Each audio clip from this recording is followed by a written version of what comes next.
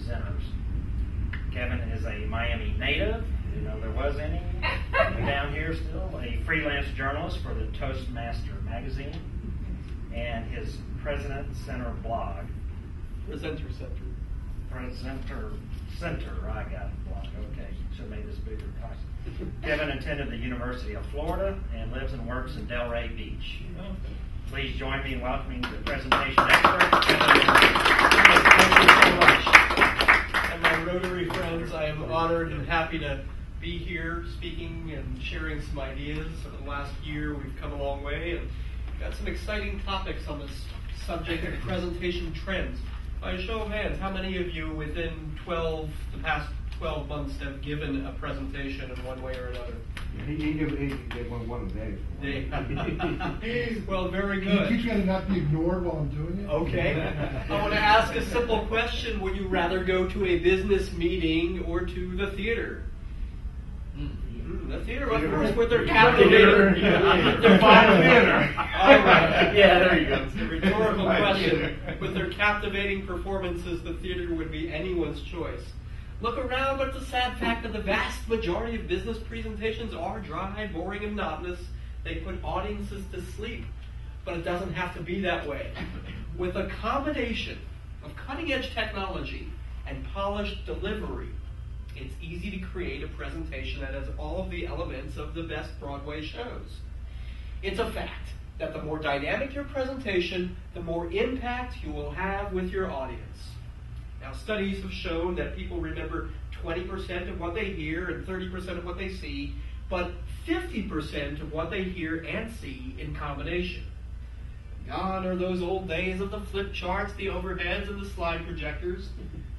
Everyone, gone are those old days. Today's modern presenter uses computer-based presentations to give them the sharpest edge. Now, over just 20 years old, PowerPoint has become ubiquitous and everywhere for giving presentations. And just like people used to say, I need a Xerox when they really need a photocopy, you have a lot of corporate people yelling out, I need a PowerPoint when they really need a PowerPoint presentation. And we've all heard that statistic that says people use only 10% of their brain power, right? Not in this group, they don't get that high. There's only a small fraction of the power of PowerPoint that people actually use. This talk today is not as much about PowerPoint, it is about some of the emerging trends in the industry about what's going on with presentations.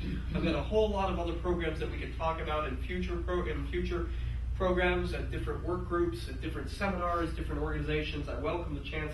But for today, we're going to talk about some presentation trends and technologies. I like to say, if you can dream it, you can do it. This is really the only limiting factor is our mind in creating presentations. These days, it's all possible. It's all very exciting. So, what is going on in the world of presentations? And as we said, flip charts and overheads are gone. Webinars and online presentations are the newest and hottest topic. They're a few years old. Has anyone participated in a webinar? You're shaking your hand.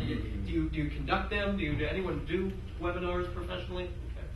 So you know that these days of everyone gathering for a conference, for a seminar, aren't as prominent. And even the travel market, the business market is down because people are saying, let me just bring my presentation online, putting it on center stage.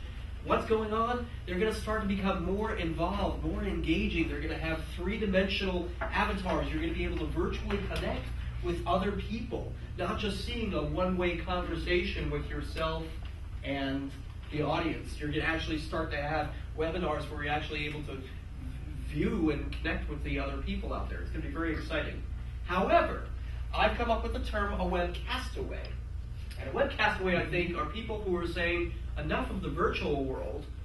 As the economy starts picking up, experts are saying that people will start returning to the world of real presentations. And you'll start to see more people saying, hey, I want to go to this conference because there's no substitute for a real connection where you get the mentoring, the strategies, the commerce, and the friendship of a real conference. I've heard a lot of people have cut back on their budgets, and they're also starting to see the results of cutting back on their budgets for travel. And they're saying, we really want the real conferences that we were doing. Another trend that we're starting to see is called the 16:9 aspect ratio. And that is a widescreen presentation. And I thought we were going to have a widescreen projector, and I had to modify my presentation here for a 4:3. But 16:9 is really starting to take off. You're starting to see more widescreen presentations. All the laptops that are sold today are widescreen, and it flows easier on the eye. The brain is able to digest information a little bit easier when you get a 16:9 presentation. So you're going to start seeing more of that, more widescreen projectors and screens. People are starting to present on their smartphones. No need to say, hey, look at this online, look at it right here on my little smartphone. And these, by the way, are also 16:9, the widescreen aspect ratio. Another hot tool, anyone have an iPad? iPad, okay, a few people. I think the iPad is the perfect presentation product. Just over a year old, Apple's little iPad has transformed the way the world presents. It can help you close more sales, win new clients. It is a presentation tool in your hands. And so this is just, if you've got something to say or share, this is a really wonderful tool to show it. And it also presents an information that you are on the cutting edge of technology. At the same time, people are using Cloudware. Cloudware is software that is not even on your laptop. Remember the days where we all have to trade files by disk? Let me burn the CD for you. Let me give the presentation to you on a disk. Basically, what Cloudware is saying, I don't have to give you the file. You can just go on the website and see it. Let me upload it to GoDaddy's file site, or maybe I'll just upload the presentation as a video. You can go to Google Docs and download it. So it's no longer the need to transfer files via email. It's all just virtually out there. Another couple of tools, SlideRocket and Prezi. These are two new presentation technologies that are out there. And SlideRocket, when I spoke with the top executive there, I said, this is working with PowerPoint. He said, no, this is meant to crush PowerPoint. The idea here is that it's basically a substitute for PowerPoint. You can create presentations with amazing quality and effects just on a website simply called Prezi.com. And SlideRocket also. Social media, everyone, is the big hot topic. You no longer need to just say, go, here's my PowerPoint. You can upload your PowerPoint, share it on Facebook, on LinkedIn, on Twitter. SlideShare is a whole system like YouTube for uploading your presentation, so people can see your content and your comments out there, and the whole world is your stage now to present, just through social media. One thing, as kids, as people, we are all captivated by movement. You're going to start seeing a lot more presentations that have animation, that have a lot more exciting effects, because we don't need to be limited by a static slide anymore. The technology on computers has evolved. We're able to have animation. At the same time, we don't want to go overboard with presentation animation. Videos, you're going to start to see more video intros. Even if it's not meant to be a part of the presentation, you're going to start seeing conference rooms where you start showing up and you're going to have motion backgrounds. Motion will be part of a video of a presentation background. And this was just showing up on screen as people were assembling for a training session with Diffuse Spine. Gone are the old days of clip art.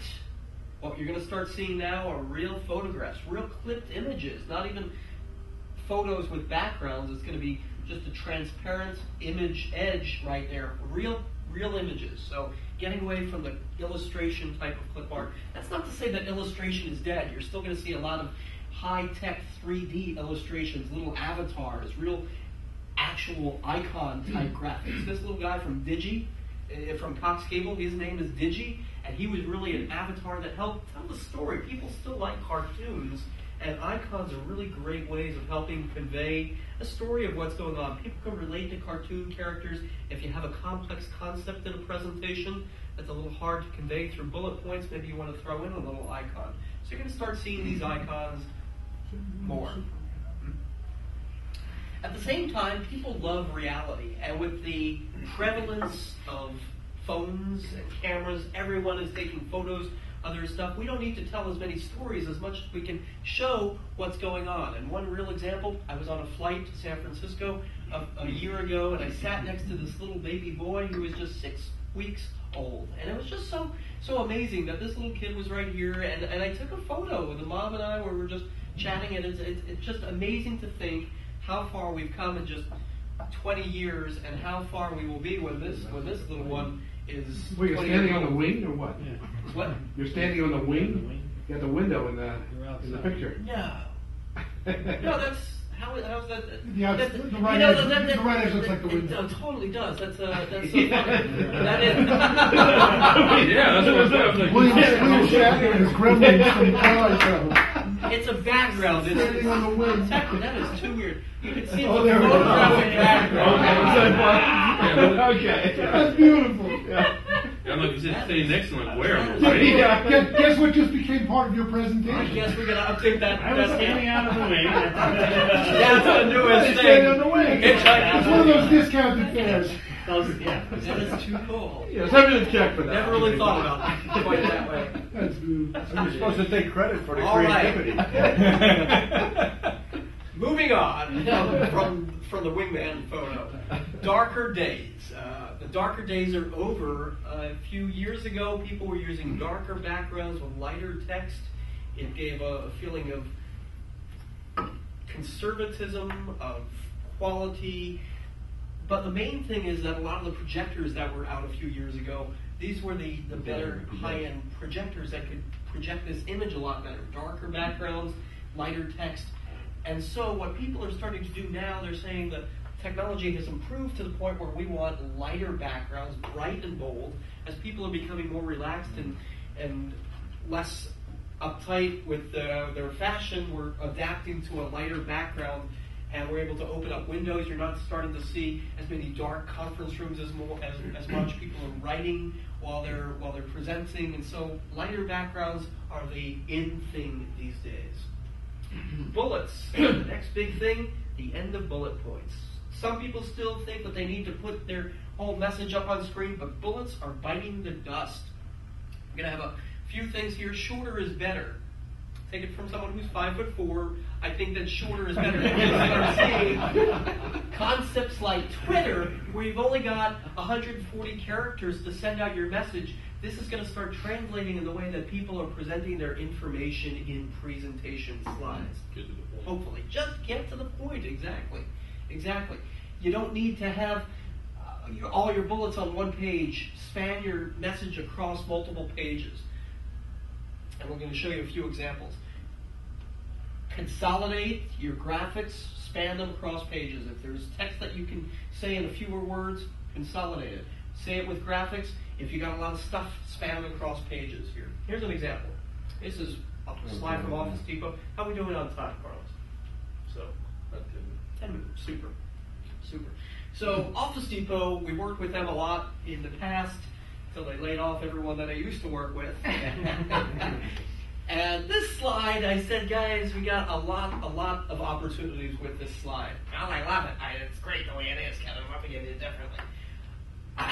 I said, well, first of all, what they got going on here, and a lot of people still do this, they see a presentation as a document projected on screen. There's a big difference between documents and presentations.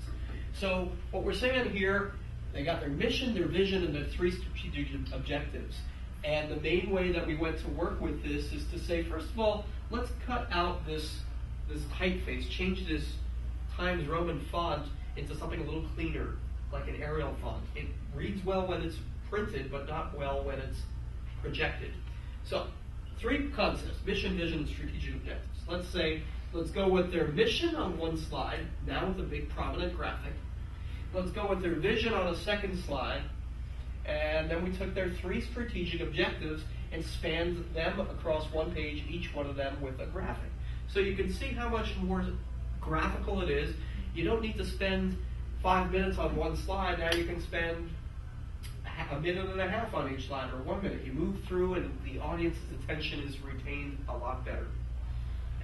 Here's another example.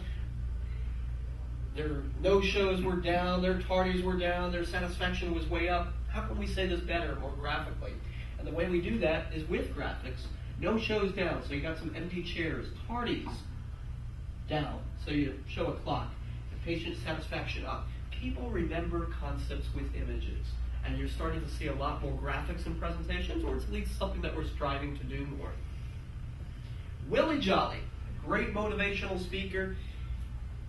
Willie is on this slide no less than 4 times. 1, 2, 3, and I thought there was another subtle one up there. So we said, Willie, you're good, but you don't need to be there this many. Actually, here's what's going on. You got 7 different topics going on. You got Willie 1, 2, and 3. Gladys's quote, Bill Rathel's quote, this top quote here, and this one down there. 7 items on one slide. That's a lot for the brain to take in. So we said, let's clean this up. And the way we do this is a simple title slide for Willie, with Willie Jolly down at the bottom. It's a very colorful background because Willie's a colorful guy. And then we said, well, here's what Gladys Knight had to say, and here's what Bill Rathel had to say. And what is still, I think, in people's minds is a level of conservatism that we're going to run out of money, we're going to run out of space in our slide carousel, so we don't really want to have that many slides. But really, it's a whole unlimited number of slides that you can have in a presentation. And as bandwidth increases, we don't even need to be concerned as much about the amount of space that it's taking. So, isn't that neat? Here's one of our latest slides. And this is fun because you're going to see an evolution of how some concepts can really help everybody to improve their presentations. We've all seen slides like this, right? Just a lot of text on screen. How employers are overcharged. And what we did for this workers' comp company is basically just say, let's go with a lighter background, and then we're going to take these concepts and put them into what's called smart art. So the employer is overcharged on premium audit. The experience modification factor is incorrect or is mismanaged. The employee injuries are not managed. And what's going on here is better, but it's still not great because there's still, in my opinion, a lot of text. And I think the key thing as presenters, as speakers, that we all should be working for is minimalism. Is you, we're all the speakers. So how do we say this with fewer words? And so what's going on here, what I noticed is how employers are overcharged, and it says employees are overcharged on premium audit. You're saying almost the same thing. So what I did here is to say, let's find this a little bit better, and basically just saying premium audit, experience modification factor, and mismanaged employee injuries. Here's the previous slide. You see what it's saying? So it's just a little consolidation of the text. Dave. There were presentations I did that were somewhat complex, and sometimes I felt that I had to use the slides as my own crib sheets. That if I made them too simplified, I might not remember to cover all of what they were reminding me to talk about, and I didn't want to read. So how do you find balance between really simplifying the image, but still making sure that as a speaker you're reminded what you wanted to cover, or is that just a Great point. better preparation by the speaker? I don't know. What I'm doing here, like Obama. Teleprompter? Okay. What I'm doing here is I've got a presentation on right over here. I'm using a dual screen setup. And the dual screen setup allows me to look at this presentation with notes on this side here that allows the presentation to show one thing with my notes over here. But there's no substitute for practice. Practice, practice, practice. So it really should not be a crib sheet. As speakers, we all should be knowing our content and speaking to it, not reading it. So, but with a dual screen setup, and we can show you how to do that another time, there are articles that this will allow me to preview the slides that are coming up. This works like a teleprompter, basically. Here's that one slide. Did that answer the question to some degree? Pretty much. It's just that it's one thing if you're giving the same presentation over and over, you get good at it. When you have to condense a lot of complex information to present once, and you might only have a few days to put it together, and then you're never going to do it again, it really becomes a lot of material to memorize to give the presentation. Sure. That's all. We're good. I mean, I as the design, I have the same problem. I'm I got short-term memory, it's gone and stuff. But I mean, I design these things all the time, and you do both. Right. He's right, and you're right. The text that you need can just be small and at the bottom. No, I agree. There's ways to do it. And then you can have. I'm making the mental transition from what I used to do to what I'm going to do. At the bottom there it says work. He's trying to get on a flip chart. Nobody's going to read that. Who's in the thing? But I can use that as a. Right, and this is where you're going to go. You lead the people down a path to get more information. Smaller government, less to space say. there. You can put surrounded by assassins. Let's see. Okay. A few more slides, and then we'll open it up for questions. this one slide, look back what we're saying here, how the employers are overcharged, and this may be adequate for some folks, but what I'm saying here, I think the three images are competing. I think they're good, but at the same time I said, hey, let's go with one general concept of how the employers are overcharged. Big title, this main point of overcharged is more prominent, and now we've got our three key bullet points out there set against a very light background. This was done a little bit in Photoshop with some effects in PowerPoint. You can even do the same thing just directly in PowerPoint. So it's getting that key concept across that you as a speaker would be addressing. Okay, here's another trend that I think is happening that I don't think is very good. That people are just saying, I don't really care, I just need to take the stage and I'm just going to put my text up there no matter how important it is. It's really more about the discussion.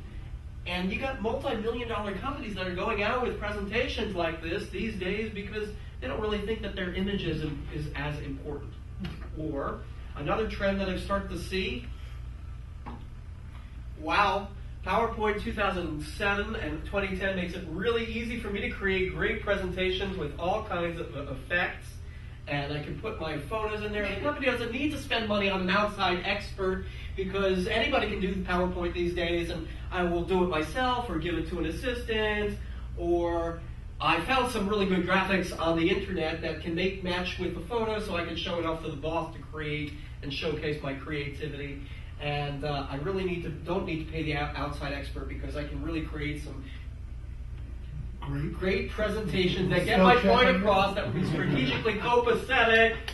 And what are we saying to the key objectives of the corporate ROI of the low-hanging fruit? I love that term, low-hanging fruit. So this is, anyone can relate to this, that this is what's sad to say. It's happening not just in my industry, but a lot of other industries that people with cameras don't think that they need to hire a professional photographer. Video folks are being cut out. And if you got the budget, hire a professional to do the job that professionals are out there to do. Another trend that we're starting to see, micro projectors. They are battery-operated projectors that will fit in the palm of your hand. They are LED driven. You don't even need to have a computer because they'll take a little chip memory stick, plug right in and show your presentation right from it. High definition projectors are coming out. Flat screen plasma TVs are already there. That again, you don't even need a computer to plug in. I've got an old style here that brought my computer along, but you could show your presentation right on a USB memory stick. And one great presentation trend that's still out there is that people are still afraid to present. Almost more so now because people are hiding behind their computers and say, here's what's going on. But still, one of the greatest fears out there is Public speaking. Public speaking, exactly. Thankfully, there are groups out there that can help, like Toastmasters. I'm a second-generation Toastmaster. Both my parents were involved. And if you ever need help, they're out there with a similar mission, although not as philanthropic as Rotary, and so many other trends out there.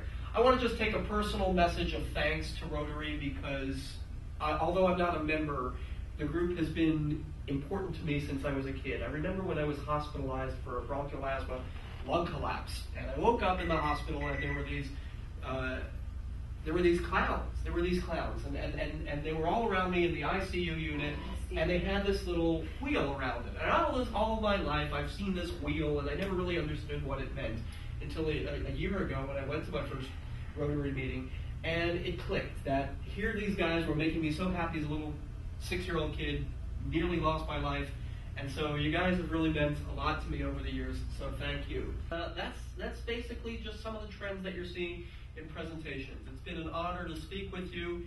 I welcome the chance to chat with you a little bit offline or over dinner and speak about some opportunities. Times are a little challenging right now. I welcome the chance, if you know anyone who could use a presentation or some help, even in marketing, I welcome the chance to chat with you. Thanks for having me, and I look forward to talking again.